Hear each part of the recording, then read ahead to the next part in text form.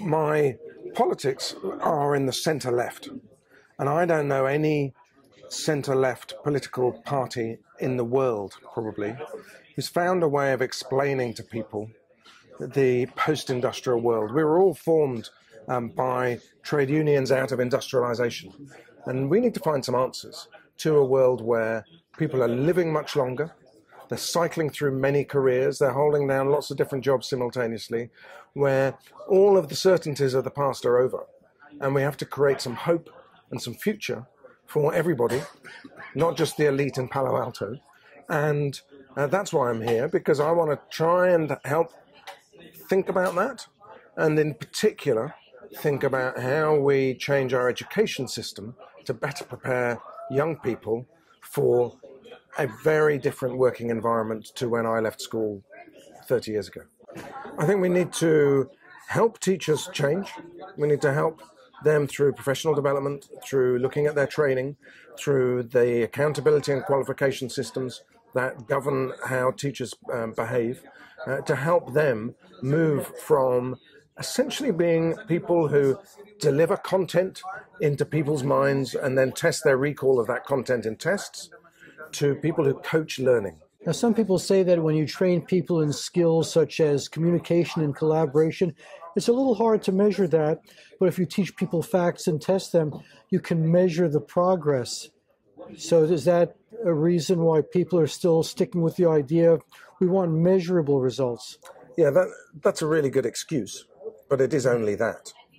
Because we know from the way that we assess music and dance and drama and some of the performing arts that we can assess those things by putting our emphasis in the skill of the assessor and trusting their subjective judgment to say, yes, that child, that adult have a mastery of that piece of work.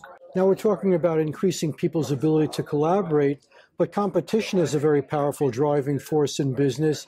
You have to work really hard to beat your competitor. Yep. Is that going to change, or will it still be the best survive and the weaker fall by the wayside? And I think there's a role for both competition and collaboration.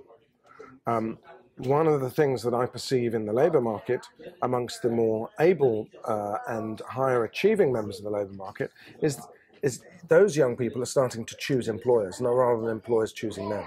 And the kind of things that they're looking for are what's the social outcome that job gives. Not just how much money, how rich am I going to be, but how am I going to change the world? And that motivation for employers wanting to recruit the best talent may well, and I hope it does, force them into being more socially responsible, force them into a more collaborative environment, maybe with some of their competitors, while still having to compete for market share. Is it also a matter of making all your employees feel that they have a stake in the success of the company? I think that's one of the definitions of what a good manager, what a good CEO does, makes everyone feel empowered, everyone feel involved, and everyone a part of the mission. You know, in the end, the technological change is here, it's happening. What are we going to value in the future? We're going to value humanity. Robots can do a whole bunch of things, but they're not going to be humans, I hope. And value will be created out of humanity.